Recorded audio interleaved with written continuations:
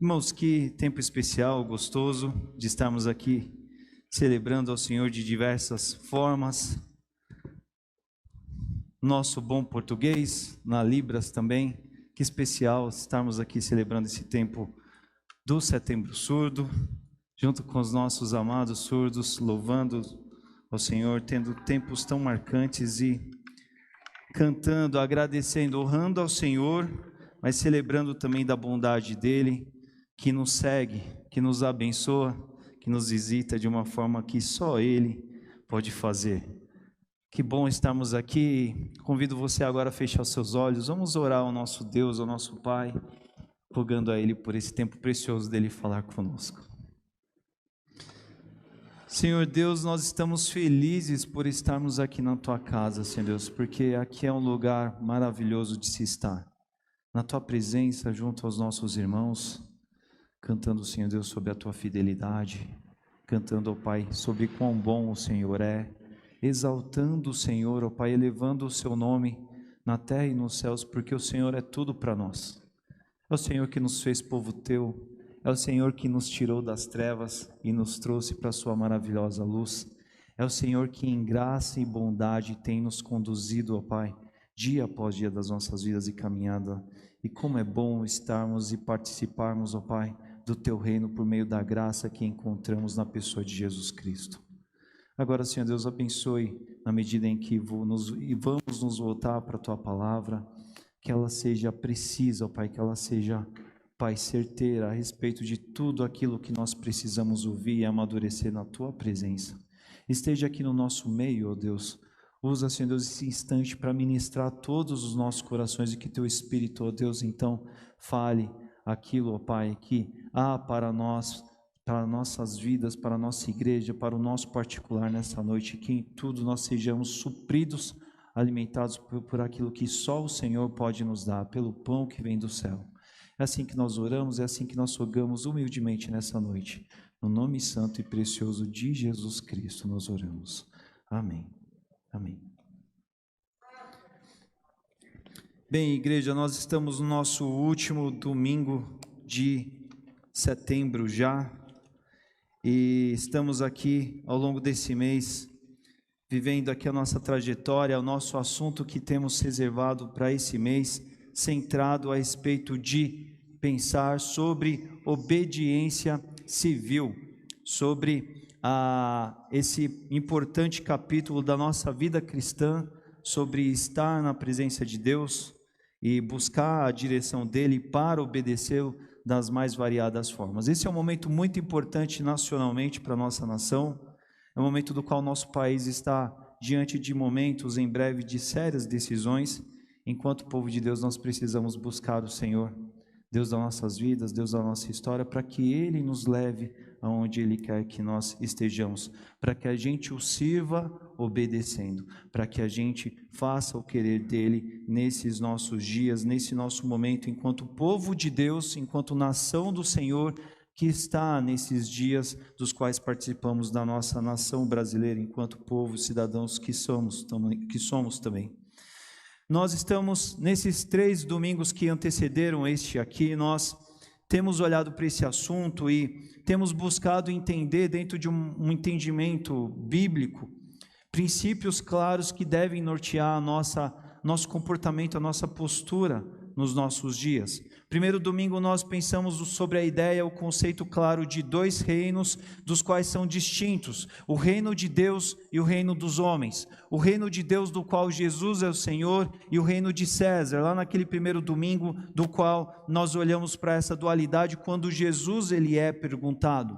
E a importância justamente que nós vimos naquele domingo foi de, por mais que seja muito comum, até do povo que busca, que serve ao Senhor, muitas vezes falhar e errar em misturar essas 2 esferas, nós devemos diferenciá-las. Nós devemos entender que devemos corresponder com a nossa obediência a Deus e a obediência civil, a obediência às nossas leis, às nossas regulamentações, mas entendendo que temos um papel, temos uma primazia para o reino de Deus. Esse é o nosso grande chamado, a nossa grande convocação, e não podemos confundir expandir esse reino maior, elevado, sublime, com nenhum tipo de governo, com nenhum tipo de expressão humana, de grupo, agrupamento humano. Nós olhamos naquele primeiro domingo.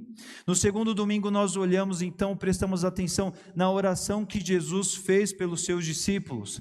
E quando Jesus orou pelos seus discípulos, Jesus foi enfático a Deus em pedir por algumas coisas a respeito desses discípulos. Jesus falou: olha, Pai, que eles, os meus discípulos, que eles glorifiquem a mim, obedecendo a tua palavra.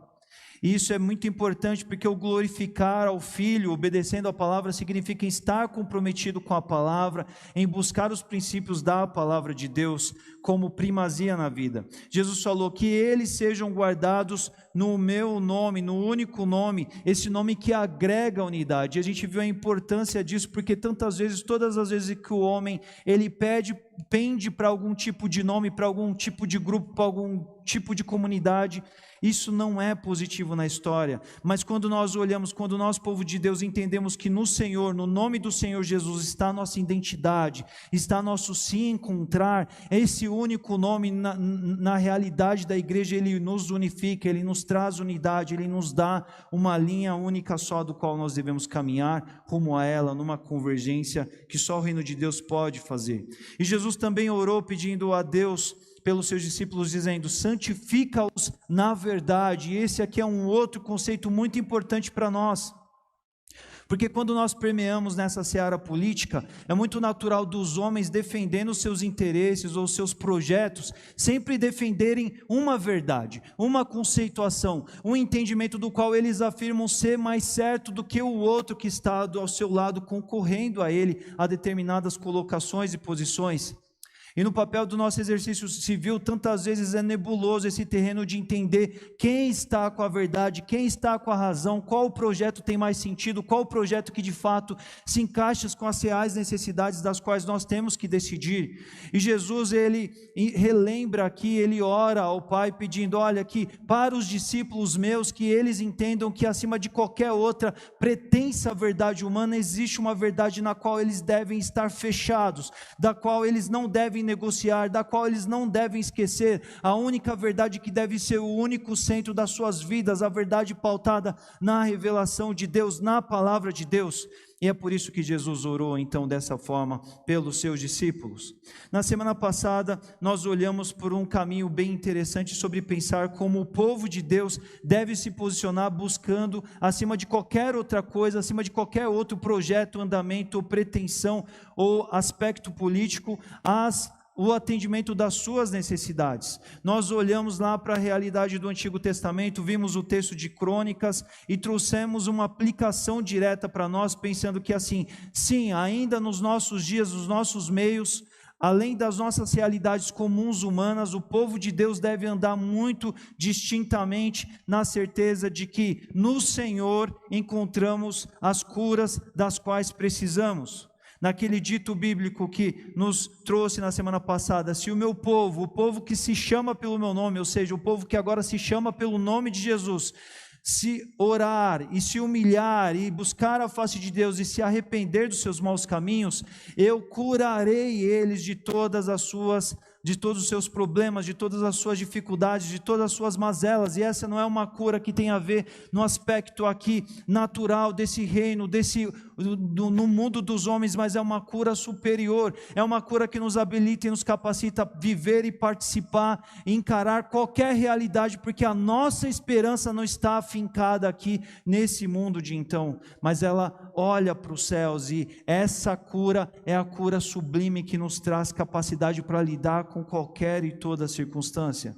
Foi por isso que na semana passada nós vimos que ao longo da história, muitos irmãos sim passaram por dias difíceis, mesmo dias dos quais, do aspecto temporal do reino dos homens, eles viveram dias muito tenebrosos, mas eles foram resilientes, eles permaneceram firmes, porque eles buscaram a face do Senhor, porque eles se arrependeram dos seus maus caminhos, se humilharam num caminho de oração, buscaram a direção de Deus, buscaram a cura da qual eles precisavam, e assim eles foram fiéis. Eles viveram dias e projetos e andamentos de fidelidade na presença de Deus, mesmo diante das maiores adversidades. E na semana passada nós refletimos então nessa necessidade de viver essa busca do coração de estar fiel ao Senhor, essa fidelidade que traz cura para viver em qualquer contexto humano.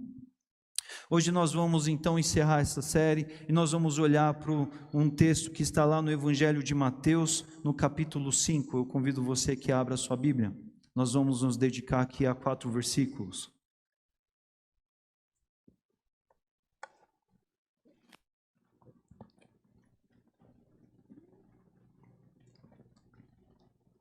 Evangelho de Mateus, capítulo 5, leremos dos versículos 13 ao versículo 16. Aqui na NVI, na versão que eu leio, o título é O Sal da Terra e a Luz do Mundo, e o texto diz assim, a partir do versículo 13: Jesus dizendo aos seus discípulos, aos seguidores, à multidão que estava ali diante dele: olha, vocês são o sal da terra, mas se o sal perder o seu sabor, como restaurá-lo?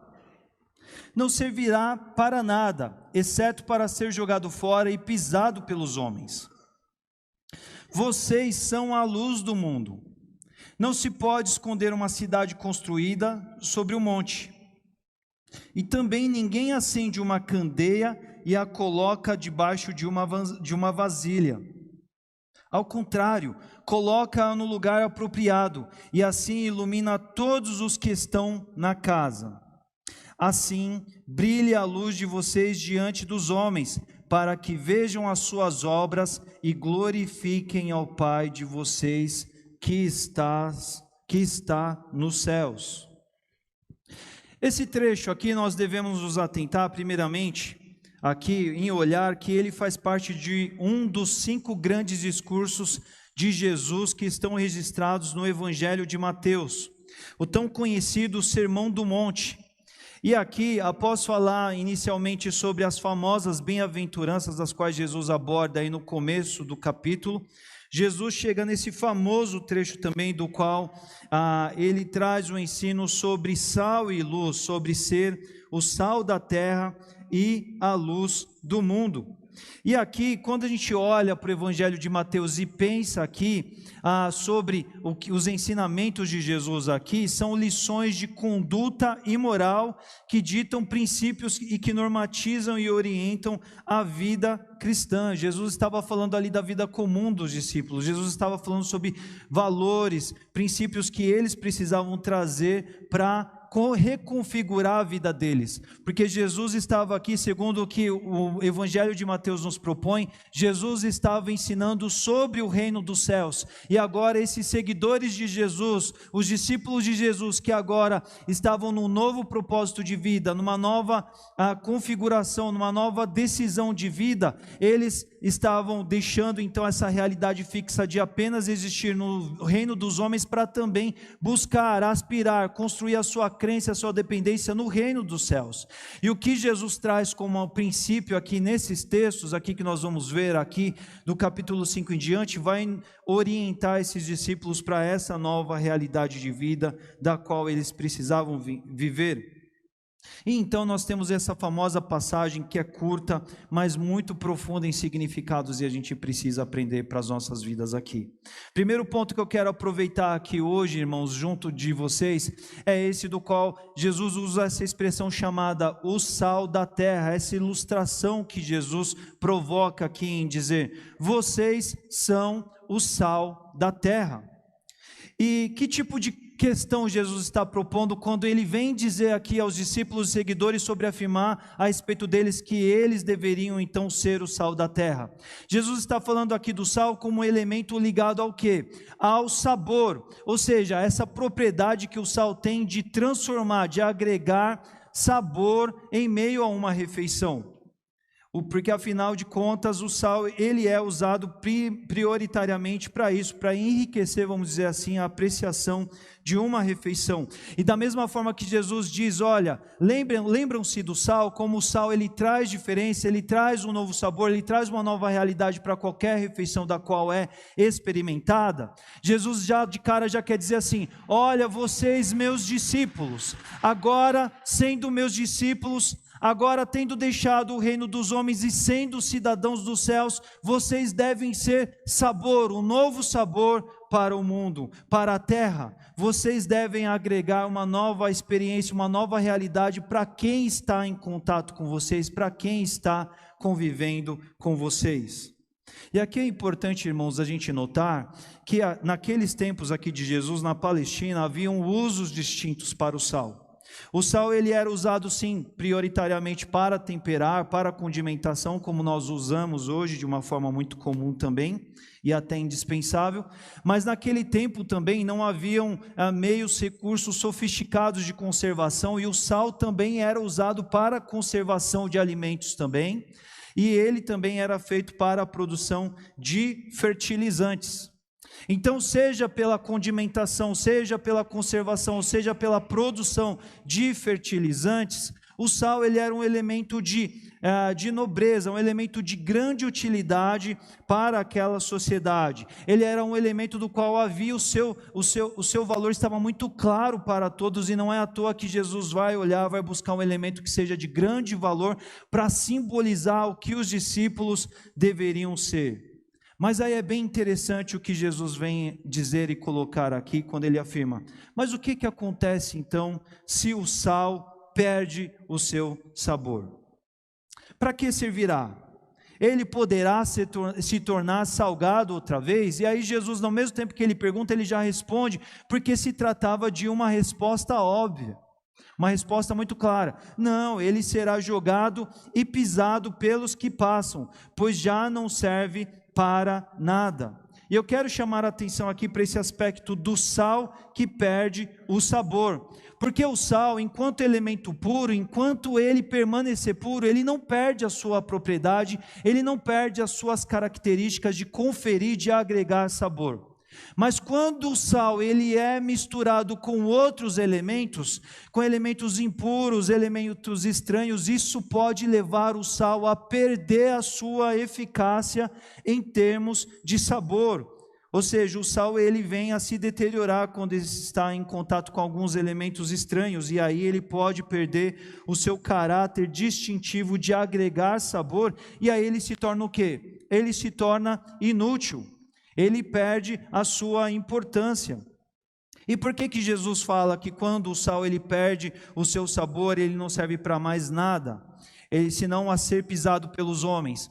Porque os sacrifícios que eram apresentados lá no templo de Jerusalém, no tempo de Jesus, eram sacrifícios que eram apresentados com sal, porque o sal ele era um conservante dos sacrifícios, das carnes que eram levadas para serem sacrificadas no templo.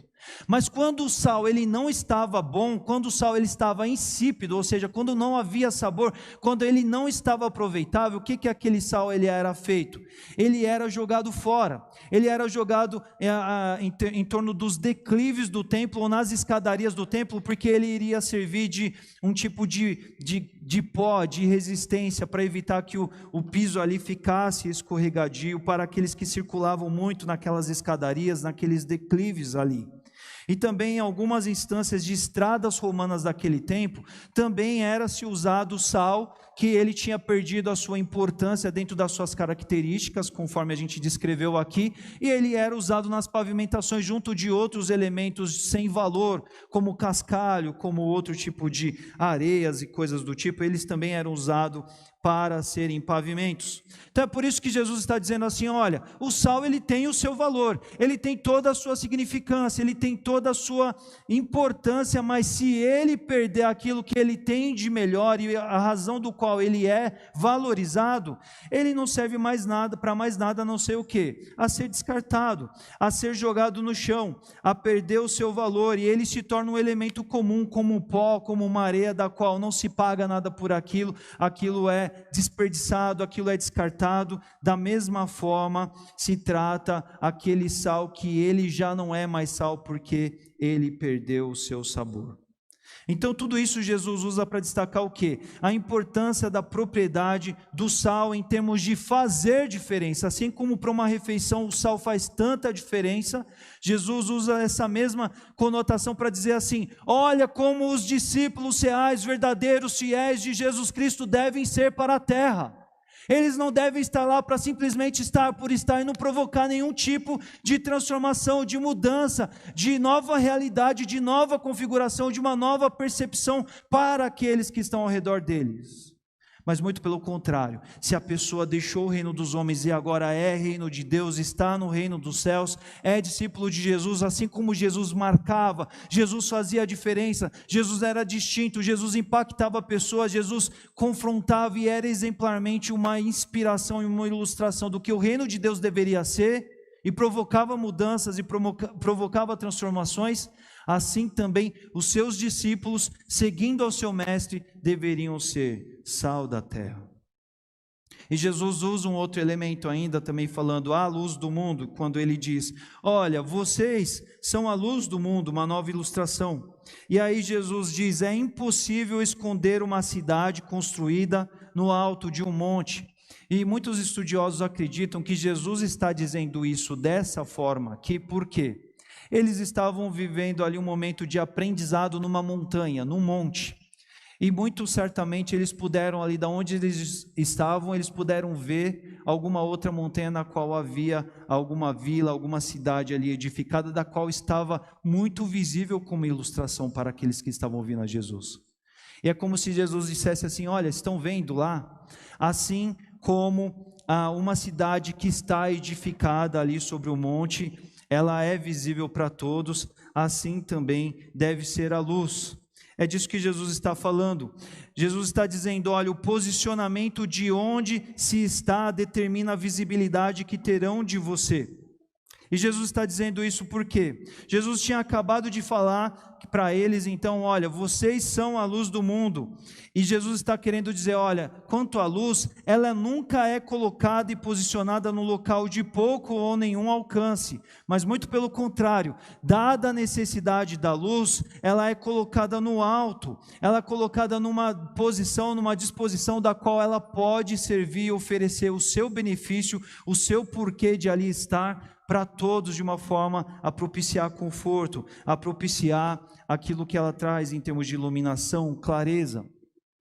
Hoje nós temos uma realidade muito moderna, um pouco diferente daquele tempo, mas eu já fui, quando minha avó, eu era pequeno, eu ia na casa da minha avó no interior, na roça, não havia energia elétrica, e ali a gente tinha uma realidade muito similar à que Jesus está dizendo aqui. Eram casas que não haviam luz elétrica, mas no calar da noite, numa noite escura, se acendia uma lamparina ou se acendia eu esqueci o nome agora, mas algo que era uma única fonte de iluminação única, mas que era colocada no lugar privilegiado para que dali a luz ela irradiasse e tomasse todo aquele espaço de uma forma que ela auxiliasse todo aquele ambiente. Hoje nós temos aqui uma série de luminárias, a gente tem essa disposição que também vem de cima para baixo, mas naquele tempo você havia uma única fonte que era posicionada estrategicamente para viabilizar acesso, conforto às pessoas que estavam ali naquele contexto. E quando Jesus está falando de luz, Jesus está falando dentro de uma ideia de justiça, de retidão, porque era isso que o povo daquele tempo, os seguidores de Jesus estavam ansiando, estavam aguardando, estavam necessitando. Eles eram oprimidos pelo Império Romano, a nação de Israel era subjugada, e esse conceito da justiça era algo que era muito falta, era muito necessário para o povo, para a sociedade daquele tempo, mas introduzindo, falando sobre o reino de Deus, Jesus vem falar: olha, vocês são a luz do mundo, da luz suprema, a ideia da justiça divina da qual Mateus discursa muito, fala muito.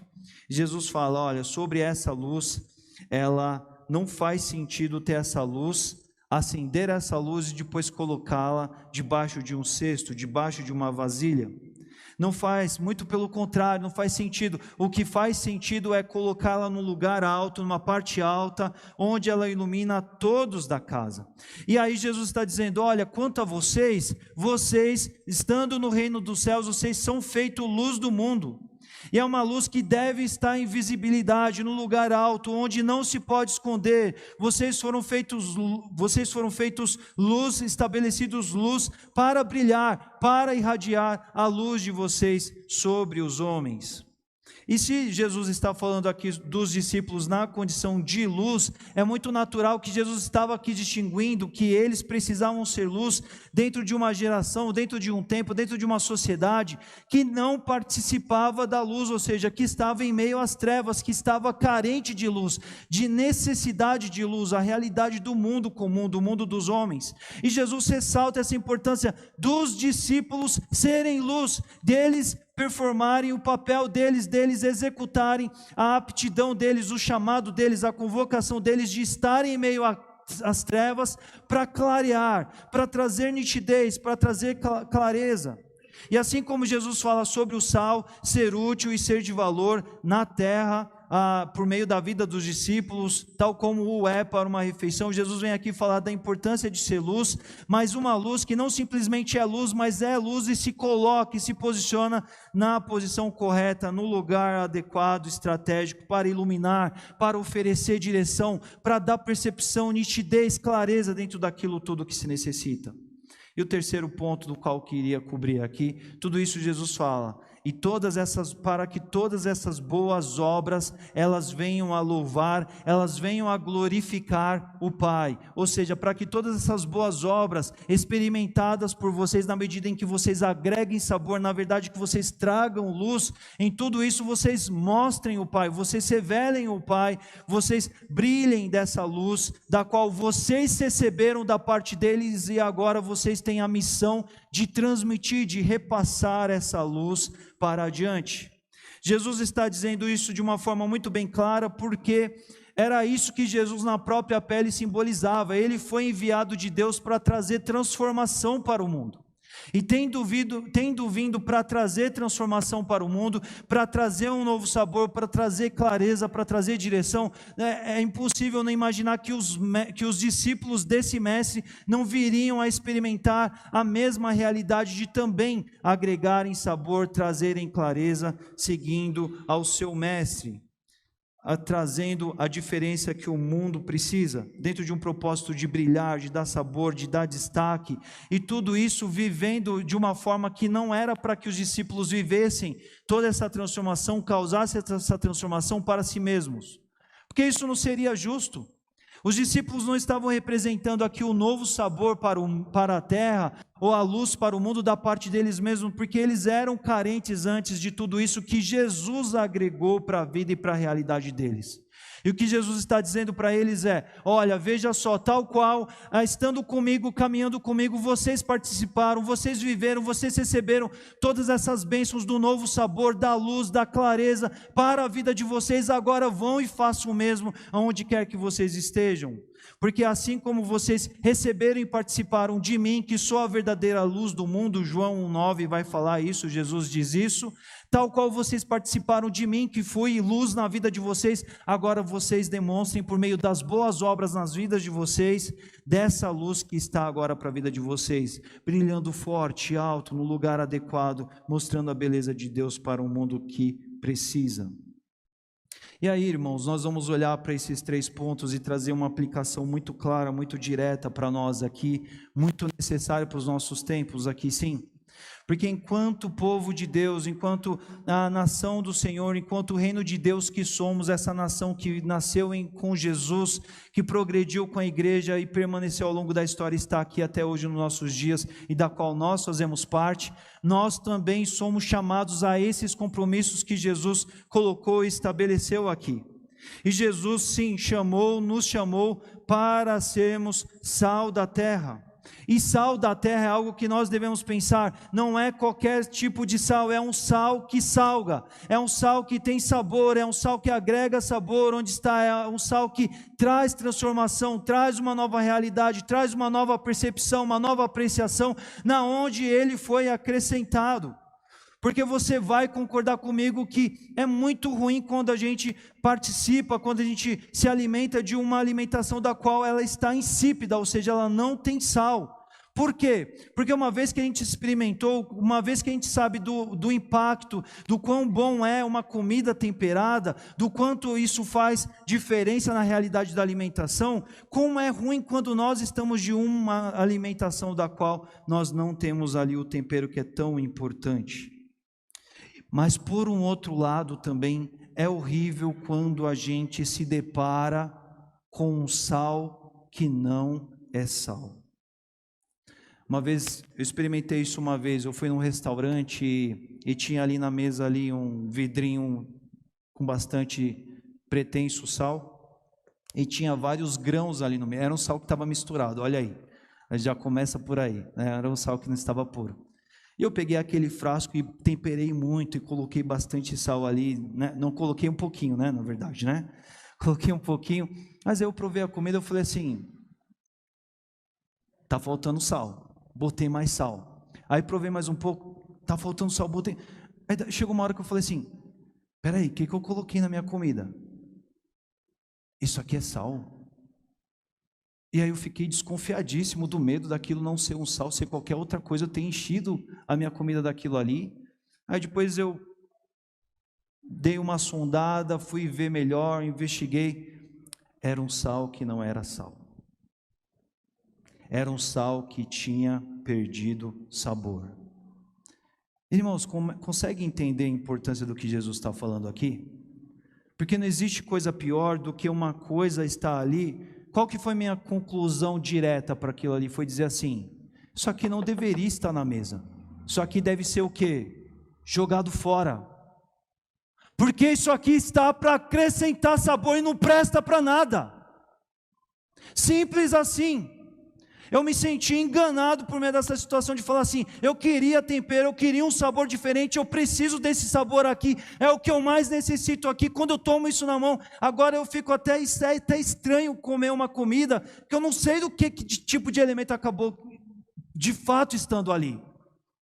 Não presta mais para nada. Dentro das palavras de Jesus, talvez assim, isso aqui presta para quê? Para ser pó? Algo sem valor, algo que não dá nenhuma diferença, nem algo mais. Ou seja, eu vi ali um sal que na verdade foi um atrapalhou minha alimentação, tirou meu gosto de comer, me causou ruído, me causou estranhamento, porque eu enchi dele de um monte, e depois ficou aquilo ali que não tinha sabor, não tinha nada, e estava em meio à alimentação. E eu quero chamar a atenção para mim e para você, da importância sobre o sal ser sal também do ponto de vista do reino de Deus. Porque meu irmão, pensa só comigo, como que será que o Senhor Jesus, como que será o nosso Deus, pode olhar para as nossas vidas e falar assim, eu dei todas as condições, eu fiz para ser sal, mas ele está lá e não causa transformação nenhuma ali. Imprestável ali. Tem todas as condições, foi feito para dar sabor, foi feito para dar transformação, foi feito para trazer mudança, para trazer um prazer de apreciação, mas quando está em meio àquela experiência, é sal ou não é? Que coisa estranha que é isso aqui. Serve para quê? Serve para ser jogado fora. Imagine só, eu fazendo esse esboço, eu pensei muito ao longo da semana, imaginem o nosso Deus em muitos contextos, histórias, olhar para a gente, já pensou o nosso Deus ter esse tipo de conclusão? A respeito de pessoas que saíram das trevas, vieram convocados para algo sublime, para algo maior, para serem diferença, para mostrar o brilho de Jesus, para mostrar a beleza do reino dos céus, mas chega na hora em que o mundo precisa experimentar desse sabor, é puro pó. Não presta para nada, senão para ser jogado fora. É disso que Jesus está falando aqui. Não presta para nada, senão para ser jogado fora, como qualquer outro tipo de pó, areia, ruído, que seja, poderia ser. tão sem sal, tão sem sabor que é descartável, é melhor jogar fora. Não faz sentido estar aqui à disposição, porque tem-se uma expectativa de algo que não está ali para ser, porque não tem mais sabor, misturou tanta coisa, perdeu-se a essência, perdeu-se a pureza daquilo que se foi feito para ser. Jesus chama a atenção desses discípulos, porque Jesus sabia que no seu templo ali, havia muita gente chegando, muita gente se achegando ao reino dos céus, e Jesus quer definir, olha, você vem, mas vem para ficar, mas seja puro, não seja misturado. Não fique perdido em termos de querer ser uma coisa e ser outra, e não ser nada, e ser algo do comum para nada, algo que causa engano, algo que não causa diferença do qual precisa ser. O sal que precisa ser diferença, o sal que precisa trazer transformação.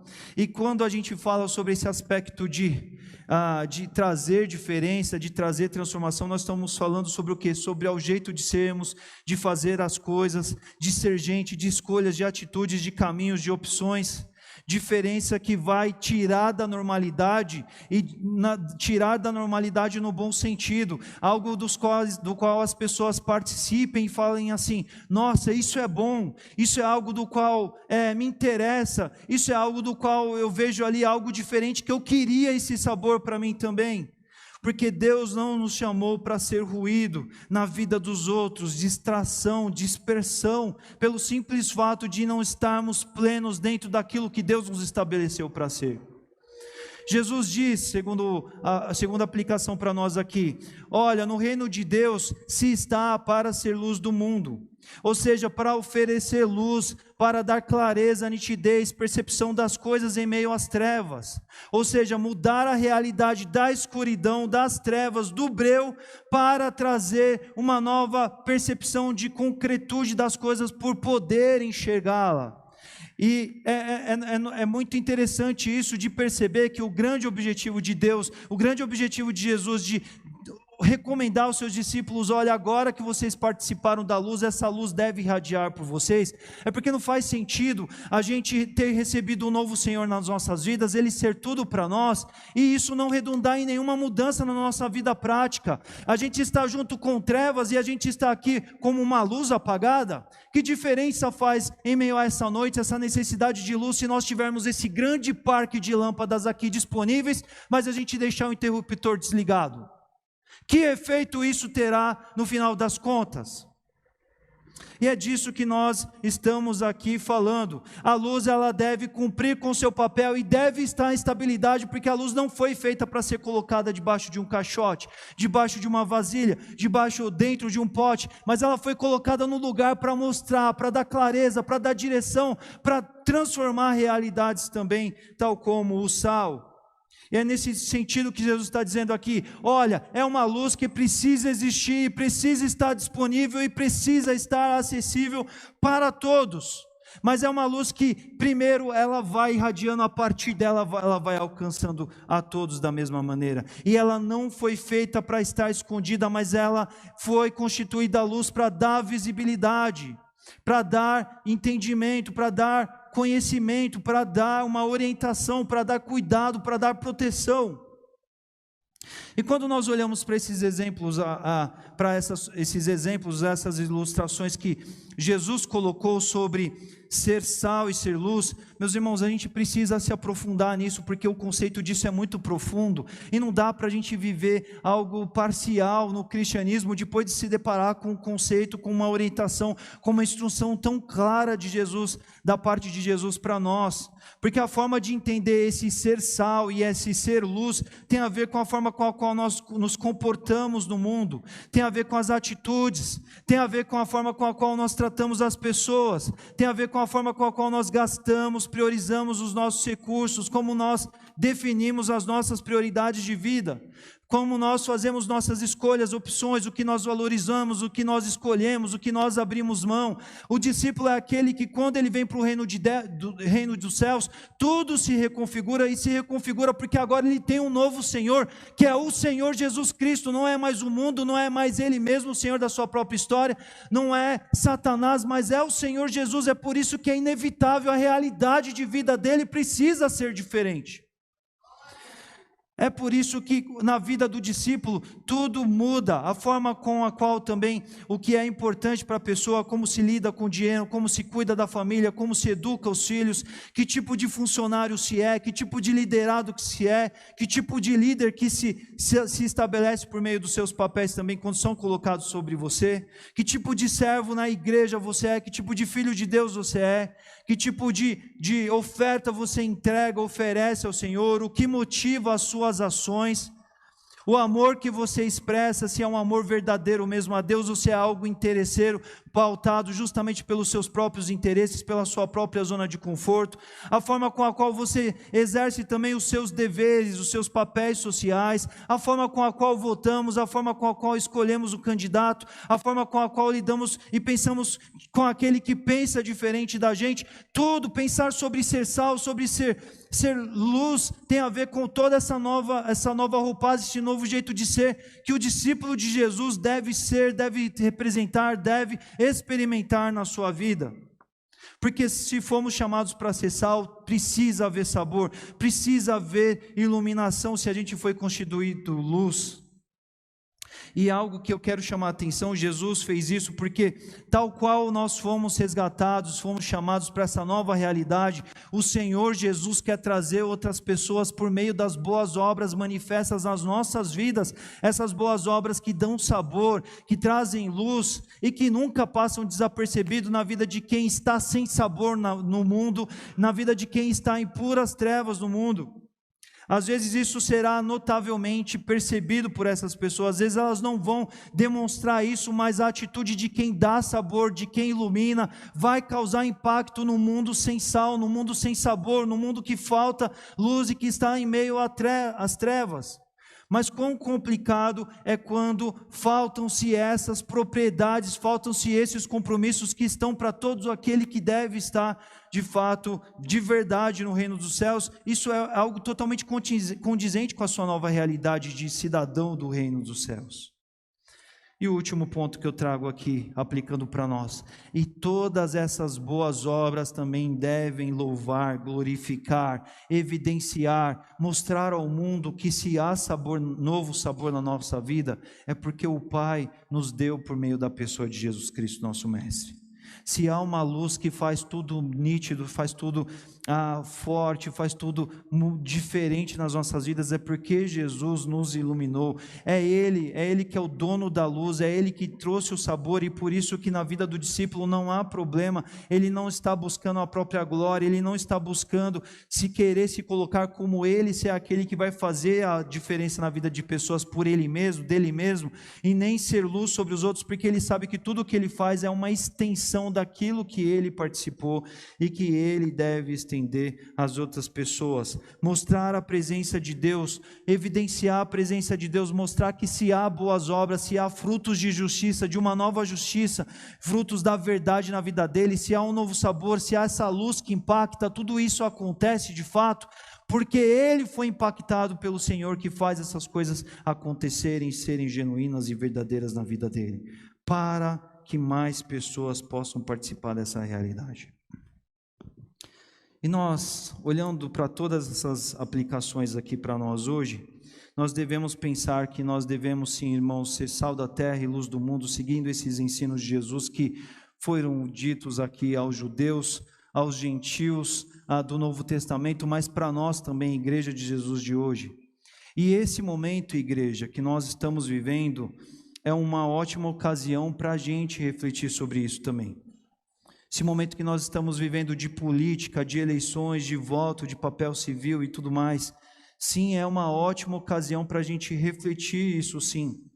Porque por conta de tantos equívocos que têm acontecido, de tanta gente que às vezes tem vivido atitudes erradas, com falta de entendimento, inclusive bíblico, nós temos tido cristãos que estão errando com relação à sua medida de obediência e papel e atitude no seu exercício civil na sociedade de uma forma e maneira cristã.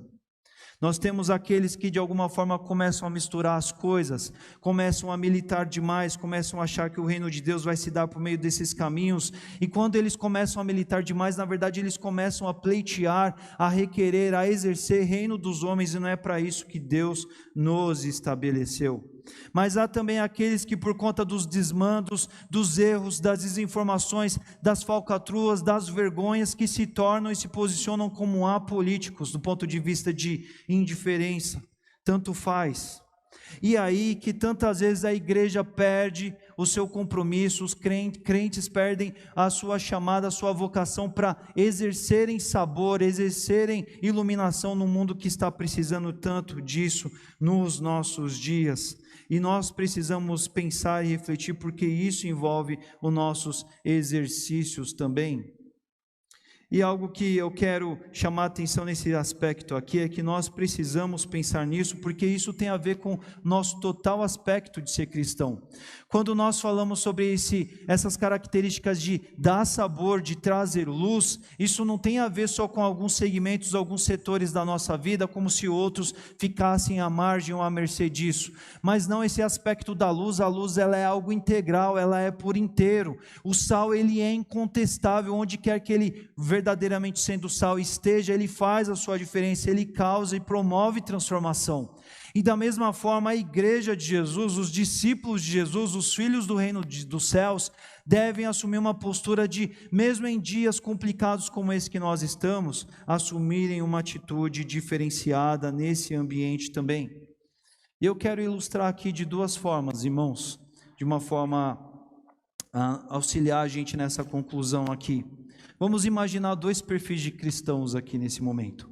Vamos imaginar um cristão que ele não se envolve em nada a fundo com política, porque de alguma certa forma ele não interessa, ele não tem esse tipo de interesse, de busca. Ele simplesmente vai no dia lá específico da votação votar, quando muito exercer o seu papel civil, mas muitas vezes por conta de desesperança, por conta de desalento, por conta de apatia, ele simplesmente escolhe votar branco ou nulo, porque ele compreendeu que, não, existem dois reinos como nós vimos aqui, e eu devo ter a minha primazia para o reino de Deus, então eu vou focar no reino de Deus e não importa tudo mais, não faz mais diferença tudo o resto.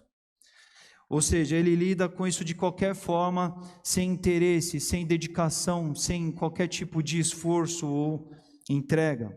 Mas vamos pensar um outro cristão aqui que também entende que existem dois reinos distintos. E ele também concorda que a primazia dele deve ser o reino dos céus. Mas ele entende, esse outro cristão aqui, ele entende que cabe a ele uma atitude cristã estando no mundo. A atitude de representar o Pai, de evidenciar o Pai por meio das suas atitudes. Então ele entende que do peso e da necessidade de orar, e orar tanto por um momento sério e crítico como esse, do qual ele está, para servir, para obedecer, por uma decisão que tem a ver com o bem comum de todo homem, o bem comum da sociedade, de uma sociedade cheia de tanta gente que precisa ser alcançado pela graça também, tal qual ele foi. Ele entende que ele tem um ponto de vista, ele tem até uma leitura política, mas acima dessa leitura ele entende que ele precisa se submeter a Deus também, porque afinal de contas ele pode estar de alguma certa forma com parte de informações, ele pode não estar até o devido momento tomando a melhor decisão, ele pode estar enganado, e ele pede oração, ele coloca em oração, ele pede a ajuda de Deus para que Deus o ajude a acertar com o seu papel da melhor forma. Ele ora a Deus pelas escolhas que ele fará, ele ora pelas que ele já tem, mas ele ainda ora por aquelas que ele precisará amadurecer. Ele entende a necessidade de se informar para não simplesmente ir lá no dia atender uma obrigação cívica, mas ele entende que ele precisa ir lá e fazer o melhor, porque ele precisa produzir o melhor com aquela oportunidade que ele coloca na mão. Ele ora pedindo a direção de Deus sobre aquilo que ele precisará escolher. Ele entende a necessidade de buscar informações variadas em muitos meios, precisa ouvir a muitos, precisa orar muito a respeito de tudo aquilo que ele ouve, porque existem pessoas no meio dele do qual ele está vivendo e estão sofrendo questões ligadas a esse mundo do qual ele ainda está e ele tem um papel ali. E ele ouve tudo daquilo que ele participa, mas ele confronta com a Bíblia, ele dialoga em bom tom com quem ali ele tem a oportunidade, mas ele acata respeitosamente quem de alguma forma vem numa linha diferente daquilo que ele acredita. Mas ele ora, e ele ora, e ele ora, e ele entende que apesar do que tudo que será feito, ele confia que apesar do resultado que há de vir, Deus sempre permanece acima de toda história. Independente do resultado, independente dos eleitos, independente da situação, ele continuará confiando do Senhor, porque ele está ali no reino de Deus, no reino dos céus, e continuará fazendo o seu melhor independente de tudo. Ele se fortalece interiormente no Senhor, no seu particular com Deus, e extrapola disso tudo para fora. É assim esse outro irmão. Quando a gente olha um cristão e outro, quem a gente está enxergando aqui de uma forma muito claramente qual é a figura do cristão que é sal e luz de fato, meus irmãos? É muito claro que é esse cristão que entende a necessidade de ele orar, buscar a direção de Deus, não é mesmo? Porque nós vimos ao longo desses domingos aqui, nós falamos muito disso acerca da primazia do reino de Deus, e o cristão ele deve estar totalmente priorizado no reino de Deus, mas ele ainda está aqui. Nós vimos nesses dias que Jesus mesmo disse, Jesus mesmo falou, olha, vocês, os meus discípulos, Jesus orando ao Pai, eles ainda estão no mundo, mas para Jesus é muito claro que eles não são do mundo. Mas enquanto eles estão no mundo, a palavra de Jesus acerca dos discípulos, acerca dos seus seguidores, acerca dos seus, das multidões que estão ali aos pés dele, é que eles sejam sal da terra e luz do mundo. Ou seja, nós temos uma prioridade para o reino de Deus, mas temos as nossas responsabilidades a cumprir aqui. E é por isso que nesses dias, irmãos, nós temos exercitado muito essa convocação à igreja, no sentido de orar, de buscar a direção de Deus, de falar assim, vem Senhor e traga o melhor para a nossa nação, e no que diz respeito ao que eu tenho que fazer, que eu contribua com esse momento, que eu seja um intercessor pela minha nação, que eu entenda as prioridades, que eu busque informação para tomar o melhor voto, mas orar pela minha nação dia após dia, porque eu quero o bem daqueles que estão próximos a mim também. Eu quero que essa nação tenha condições favoráveis para que a gente mais e mais possa anunciar o reino de Deus, que é o reino supremo que vale a pena. Mas é disso que nós estamos falando de uma prioridade para o reino dos céus, mas uma prioridade que tem no reino dos céus o seu impacto no aqui e agora, no reino dos homens também, mas é um impacto que não tem a ver com militância, não tem a ver com as disputas que nós temos visto nos nossos dias, mas é um impacto que provém de crente que de fato se compromete em ser sal da terra e luz do mundo. É gente que entende que tem que agregar sabor na sua vida cotidiana, é gente que tem que brilhar em meio às trevas, é gente que tem que trazer transformação, é gente que tem uma fala tratada, é gente que tem compromissos que são compromissos do reino dos céus, é gente que representa a vontade de Deus na própria pele, no próprio corpo, nas próprias ações, nas próprias atitudes, e isso acontece em todas as esferas das nossas ações, das nossas vidas, e precisamos estar comprometidos com isso. É por isso que nesses dias, irmãos, nós temos chamado a igreja a orar, porque a igreja precisa ser protagonista disso, mas não é um protagonismo do ponto de vista de definir nomes humanos, definir números, definir bandeiras, definir tendências, mas é chamar um povo que obedece, um povo que busca, um povo que está atento ao Espírito Santo, um povo que deseja obedecer, ser sabor, ser diferença, ser luz por meio das próprias ações, por meio das próprias atitudes. É um convívio íntimo com o reino de Deus que impacta no reino dos homens por meio das suas ações. Enquanto igreja nós devemos viver isso. À luz desse texto que nós vimos aqui, eu quero encerrar esse tempo aqui deixando 2 desafios bem claros. Eu entendo aqui, irmãos, que Jesus deixa essa palavra para nós também, e eu e você precisamos pensar sobre o sabor que nós deixamos no mundo. Nós precisamos entender e pensar e refletir sobre como Jesus nos olha sendo o sal que somos. É um sal que presta?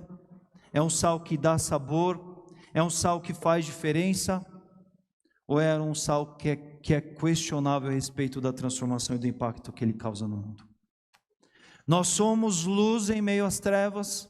As nossas atitudes, os nossos caminhos, os nossos dias a dia, as nossas falas, os nossos encontros com as pessoas, o nosso transitar pelas ruas, a nossa interação com as pessoas nas faculdades, nos trabalhos, nas famílias, nas redes sociais, mostram um comprometimento de fato de pessoas que estão vivendo ali para a glória de Deus?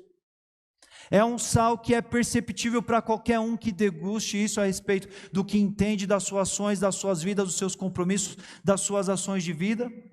E esse é um questionamento que eu tenho a tranquilidade de dizer que não é algo que parte do pastor primeiramente, é algo que vem do Senhor para você. Porque Jesus te estabeleceu para dar sabor. Jesus não quer que as pessoas olhem para você e te reconheçam como alguém que está proposto para uma coisa que não é. Porque isso é engano, isso é mentira. Isso é decepção, isso é frustração.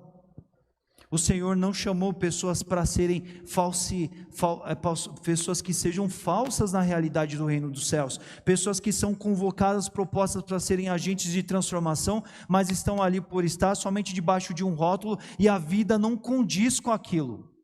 Se estamos em meio às trevas, qualquer fagulha de luz em meio às trevas vai brilhar, vai ser incensante, vai irradiar, vai ter profundos impactos. Mas a grande questão é: existe o risco de você estar se chamando luz, mas de alguma forma o interruptor está desligado na sua vida? E você, em tantos contextos de trevas, de falta de luz, você é simplesmente alguém que não aparece, alguém que não está em visibilidade, alguém que não tem brilho nenhum? Isso é algo que a palavra de Deus de antemão já nos esclarece, já nos convoca, já nos chacoalha nessa noite, porque essa é uma noite de desafio para você que possa estar fora desse compromisso aqui. E um segundo aspecto, gente, a igreja precisa brilhar a luz do Senhor, a igreja precisa agregar sabor no mundo. Daqui uma semana, nós teremos, enquanto nação, um momento muito crítico, muito importante.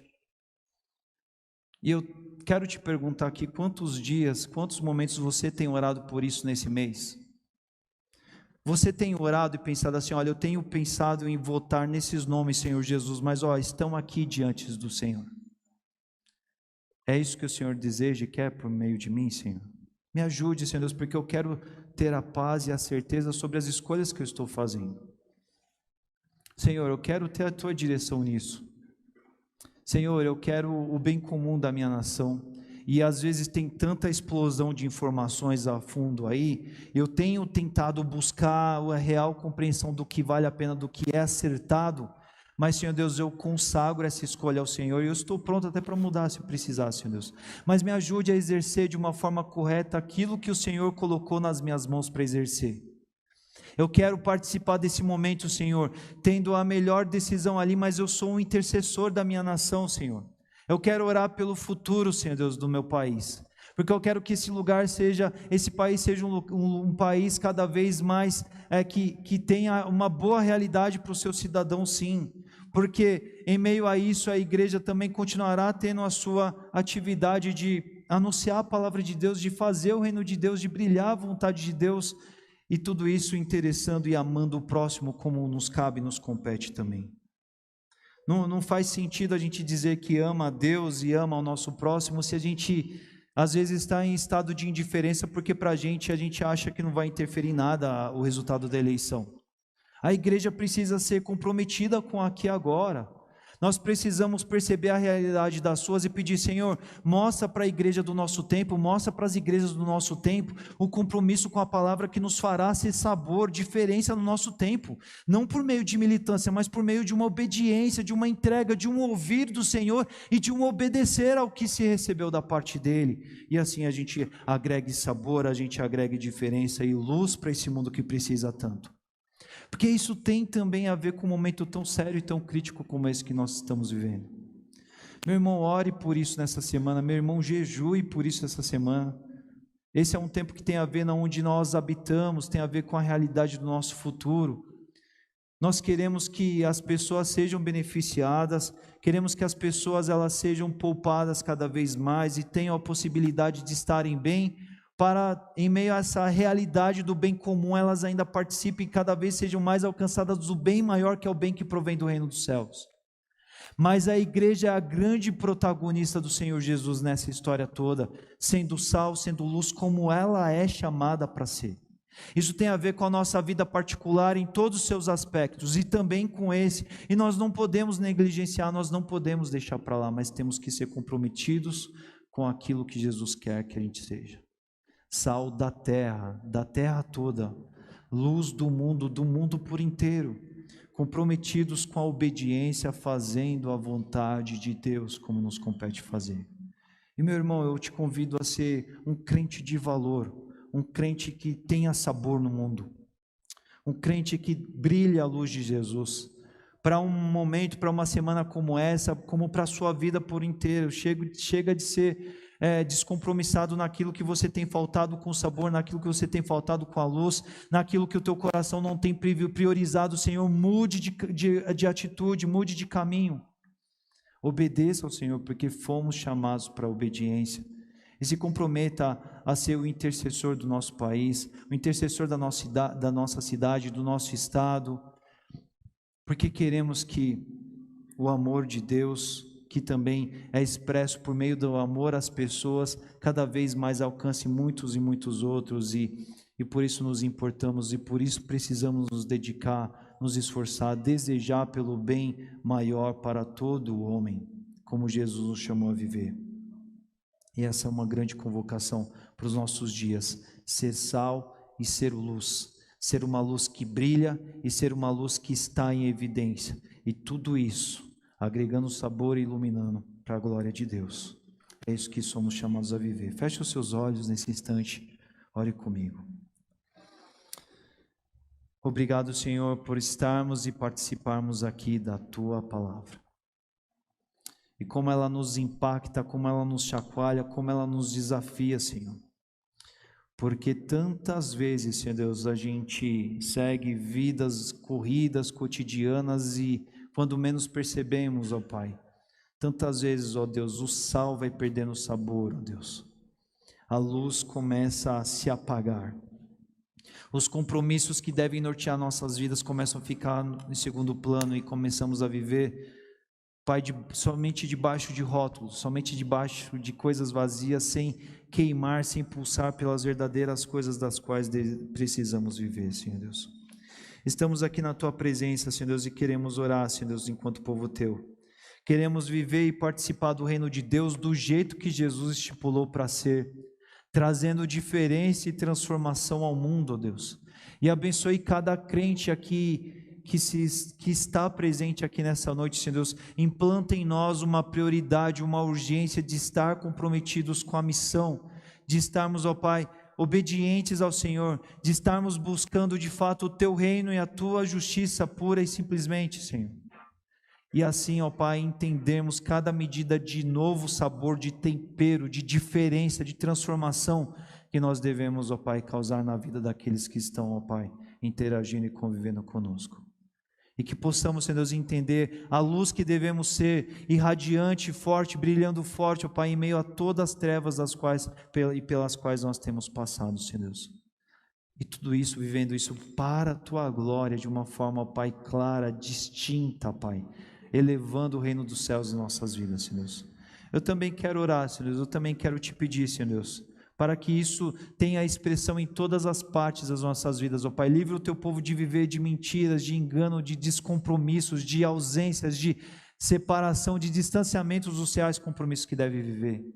Mas quebranta o Teu povo, ó Pai, mediante o poder da Tua palavra, ó Pai, que o Espírito, ó Deus, que cada um que aqui está possa ser sensível à voz do Espírito diante de cada compromisso, diante de cada chamado que precisa rever nessa noite, nós te pedimos. Enquanto povo Teu, ó Deus, nós não podemos deixar de orar pelos nossos dias, pelo nosso momento que estamos vivendo, pela nossa nação. Oramos, Senhor Deus, pela nossa nação brasileira, oramos por essa semana, oramos pelo que há de vir. Nós oramos, ó Pai, e pedimos para que o Senhor dê a sabedoria ao Teu povo, para que o Teu povo tenha uma primazia, ó Pai, em ser, ó Pai, diferença na sua atitude. Seja no ir da urna, ó Pai, seja no interagir com as pessoas, seja na escolha, que haja em nós uma atitude de oração, uma atitude de busca, uma atitude de centralidade ao Senhor, uma atitude de deixar aos Teus pés tudo o que de fato precisamos deixar, reconhecendo que o Senhor é tudo para nós. Como nós tanto cantamos aqui hoje, dissemos também, sempre honrando ao Senhor de todas as formas, ó Pai, nas nossas vidas, ó Pai. entendendo que o Senhor é tudo para nós e devemos corresponder à forma de ser como somos, ó Pai, transbordando sabor, diferença, luz, transformação, também nesse momento tão importante da nossa nação, Senhor Deus. Dê-nos, ó Pai, uma visão de obediência, uma visão, ó Pai, de fazer a Tua vontade, uma visão de brilhar a Tua luz. E oramos, ó Pai, por tudo que há de vir, que a Tua graça inunde o nosso ser, o nosso coração, e a igreja tenha a sua importância, a sua expressão, te obedecendo, Pai, servindo ao Senhor Jesus, ó Pai, brilhando a luz forte, não militando causas, homens, nomes, mas, ó Pai, sendo cristão, Pai, sendo servo de Jesus Cristo, ó Deus, sendo obediente ao seu Senhor no reino dos céus e por correspondência salgando e temperando e iluminando, ó Pai, no reino dos homens, ó Pai, como nos compete ser.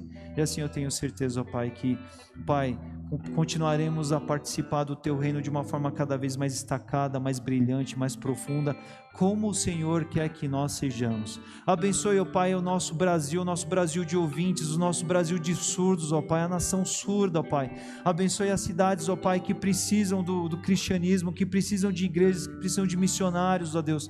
Encerrando, ó Pai, esse mês de campanha, nós oramos por isso também, ó Pai, que a igreja, ó Pai, cada vez mais participe e a gente, Senhor Deus, cada vez mais, Senhor Deus, tenha, Senhor Deus, o nosso papel, relevância e contribuição nas coisas que devemos ter, para, Senhor Deus, produzir, com quantos servos Teus, o que o Senhor quer que a gente faça, ó Pai, nos nossos dias, nos nossos tempos, da Tua forma, do Teu jeito, Pai, com sabor, com luz, com clareza, com nitidez, ao Seu serviço. É assim que nós oramos, é assim que nós Te agradecemos por todas essas coisas, ó Deus, nessa noite. E agora, Senhor Deus, junto aos Teus pés, nós Te oramos, nós Te rogamos, nós Te suplicamos, Senhor Deus. Nos abençoe, ó Pai, pelos próximos dias, em tudo o que há de vir. Que o amor de Deus o Pai e que a graça salvadora de Jesus Cristo e que a comunhão e as consolações do Santo Espírito de Deus esteja com o povo de Deus, hoje, nessa noite, por toda essa semana e para todo sempre. E o povo de Deus diz: amém, meus irmãos. Que Deus te abençoe e te dê uma semana de vitórias na presença dEle.